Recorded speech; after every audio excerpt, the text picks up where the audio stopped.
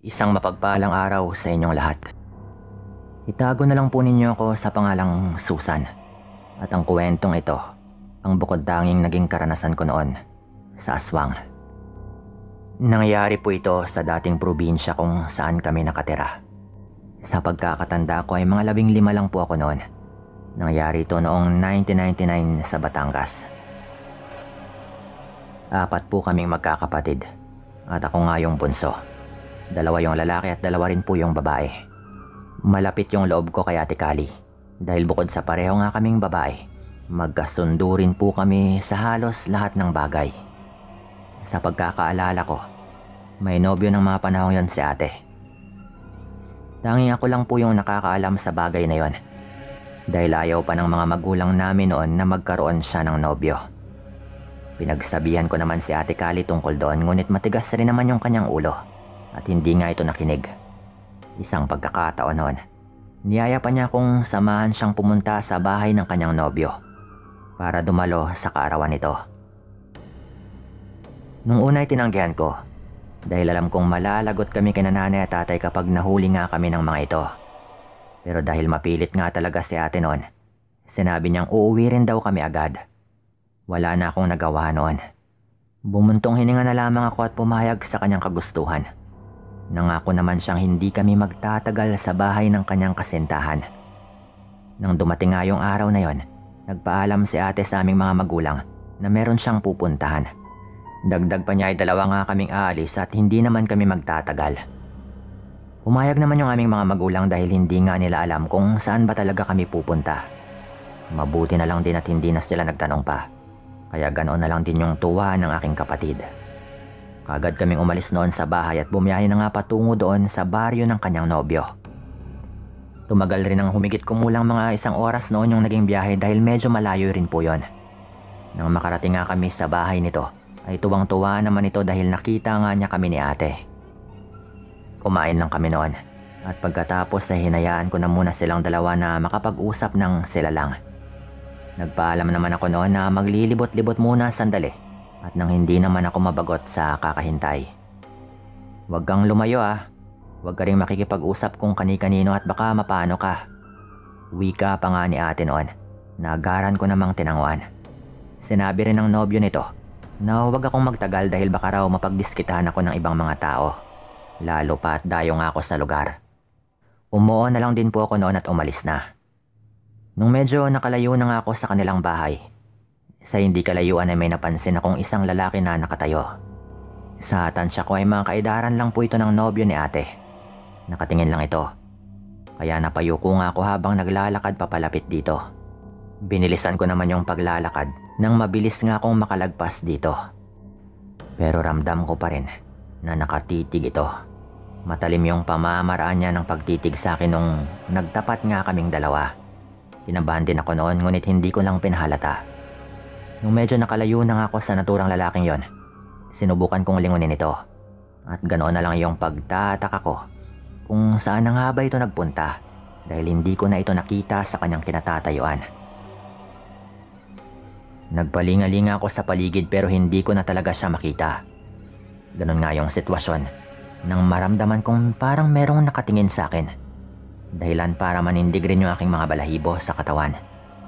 Sa takot na baka may mangyaring masama sa akin noon, nagpasya na lang din akong bumalik na kina Ate Kali. Sakto namang pagkabalik ko sa kanila, hihintay na pala niya ako. Mabuti naman at bumalik ka na. Tara na, umuwi na tayo at baka abutin pa tayo ng gabi sa daan. Mahirap pa namang makasakay daw dito simula mamayang 4:00. Wika pa ni ate noon. Tumangulang din ako. Inihatid rin kami ng kanyang nobyo sa may sakayan ng tricycle.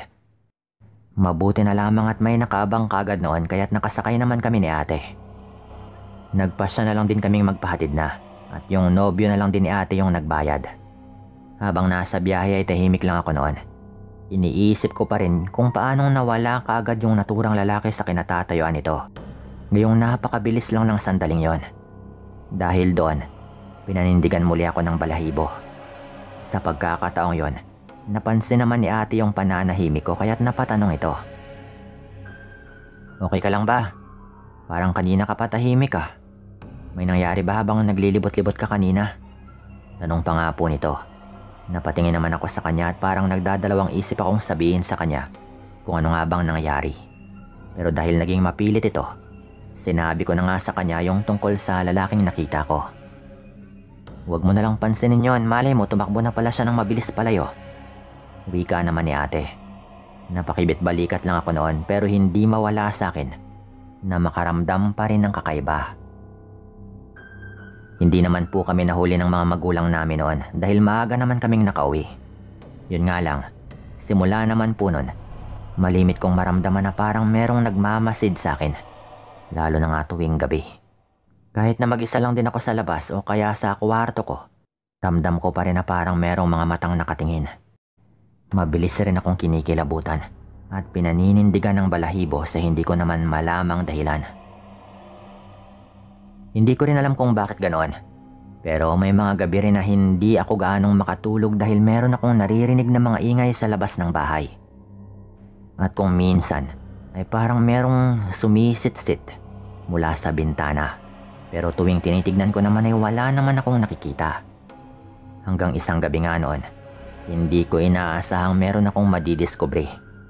Tahimik na yung paligid noon at halos tulog na rin yung mga kasamahan ko sa bahay. Hindi ako makatulog dahil ramdam ko na napakalinsangan ng panahon. Nakahiga lang ako sa aking kama noon at nagmumuni-muni nang may marinig akong mga kaluskos sa may labas ng bahay. Pinakinggan ko ng maigi kung saan nga ba nagmumula yon. At nang mapagtanto kong malapit yon sa bintana ng aking kwarto, ay napagpasyahan kong lapitan nga yung bintana at silipin kung ano nga bang meron doon. Ano kaya yon? Gabi na, ang ingay pa rin. Sino namang gagawa ng naturang ingay? Tanong ko pa sa aking sarili. Nang makasilip na nga ako sa may bintana, inilibot ko yung aking paningin. Ngunit wala naman akong nakita. Hanggang sa may napansin akong parang may nagtatagong tao doon sa madilim na bahagi. Pinagmasdan ko ng mabuti yung parting yon. At hindi nga ako nagkakamaling meron talagang tao roon. Nagulat lang ako noon nang magpakita ito sa akin. Dahil yun yung lalaking nakita ko doon sa baryo ng nobyo ni ate. Nagtaka ako noon kung bakit nasa labas ito ng bahay namin at paano nga siya nakapunta roon. Sinundan ba niya kami ni ate? Paano siyang nandito? Tanging tanong ko lang noon. Napangisi naman yung naturang lalaki kaya't kinalabutan ako ng husto. Hindi ko alam pero may kung ano akong napansin sa naturang lalaki. Halos hindi na ako makaalis sa aking kinatatayuan dahil pakiramdam ko ay hindi ako makagalaw. Nakaramdam ako ng kakaibang takot noon nang biglang nagbaga yung mga mata ng lalaking ito. Mas lumaki pa yung ngisi sa mga labi nito dahil nakita nitong natatakot na rin ako. Nanginig na nga yung mga tuhod ko. Nanginig na nga yung mga tuhod ko nung unti-unti siyang lumapit sa aking bintana. At nang makalapit siya at nasa may tapat ko na nga rin, narinig ko yung mahina niyang pag-aangil noon. Walang ano-ano. Sinubukan niyang ipasok yung kanyang mabalahibong kamay. At saka niya bahagyang hinaplos yung aking mukha habang hindi pa rin ako makaalis. Hindi ko alam kung anong ginawa niya at hindi ako makagalaw. Nanlaki lang yung aking mga mata dahil sa ginawa niya at pakiramdam ko ay nagtaasan hindi lamang yung aking mga balahibo sa katawan, kung hindi maging yung aking buhok sa ulo. Narinig ko ring mahina siyang napahagikik habang hinahaplos pa rin yung aking mukha. Hindi ko na nga mapigilan yung panginginig ng aking katawan noon dahil sa labis na kaba. Nais ko ring sumigaw noon pero walang boses na gustong kumawala sa aking bibig. Ganon nga yung nangyayari nang biglaang bumukas yung pintuan ng aking kwarto. Hindi ko magawang makalingon dahil nakatuon lang yung atensyon ko sa nilalang na nasa aking harapan. Narinig ko na lamang na nagsigawan na nga yung aking ama at maging yung kapatid kong lalaki. Hindi ko na nalaman yung mga sumunod na nangyari noon dahil tuluyan na akong nahimatay. Bago nga ako mahimatay, natanaw ko pa yung mabilis na paglayo ng nilalang sa bintana. Nagising na lang ako noon na nasa tabi na nga ako ng aking mga magulang. May kung ano ring nakatapal sa aking noo. Ramdam ko yung pananakit ng aking ulo noon. Nang maramdaman nilang ako ay gising na, may tinawag si Papa na isang matandang lalaki. Gising na po yung anak namin, Tandang Ilerio. Wika pa nga ni Papa noon. Napag-alaman ko mula sa kanila na isang albularyo pala yung naturang matanda. Sinabi niya sa amin yung dapat na gawin at nang hindi na ako balikan ng aswang na yon. Parang binuhusan rin ako ng malamig na tubig noon dahil sa aking narinig. Hindi ko alam kung anong magiging reaksyon ko gayong hindi ko rin akalain. Naswang pala yung naturang nilalang na nakita ko ng gabing yon. Sa pagkakataong yon, naikwento ko nga sa kanila yung tungkol sa mga nangyayari. Sinabi ko yung patungkol sa lalaking nakasalubong ko noong pumunta nga kami sa baryo ng kasintahan ni ate. Nagtaka pa nga noon yung aking ama kung bakit kami napunta roon. Gayong bali-balita pala na marami umanong aswang na nakatira doon sa baryong yon. Ayon na rin kay Tandang Ilerio. Hindi na ako nakapagpigil pa at sinabi ko nga yung dahilan. Nagalit naman yung mga magulang namin noon dahil sa nangyari. Kung ano-ano yung pinagsasabi niya sa amin noon, lalo na nga sa aking kapatid. Sinabi naman ni Tandang Ilerio na sinundan daw kami ng aswang na nagmula sa baryong pinagmumula namin. At ilang gabi na raw niya akong binabalik-balikan dahil ganoon daw pala yung mga aswang kapag meron silang nakursanadahan. Talagang dinadayo raw nila. Napailing na lang yung tatay ko noon sa kanyang narinig. Pero dahil sa sinabi ng matanda, napagtanto niyang yun nga yung gumagawa ng ingay sa labas ng aking kwarto. Tinanong na lamang namin si Tandang Ilerio kung bakit nangyayari yon sa akin. At napag-alaman nga namin mula sa kanya na baka hindi lang daw basta kursonada dahil baka nagustuhan rin daw talaga ako ng lalaking aswang na yon. Kaya niya nga ako sinundan at dinadalaw tuwing gabi. Dagdag pa ng albularyo, munti ka na sana niya akong gawa ng masama. Gaya na lamang ng pwede niya akong gayumahin ng gabing yon. Kung anumang masasamang mga gawain na pwede niyang gawin.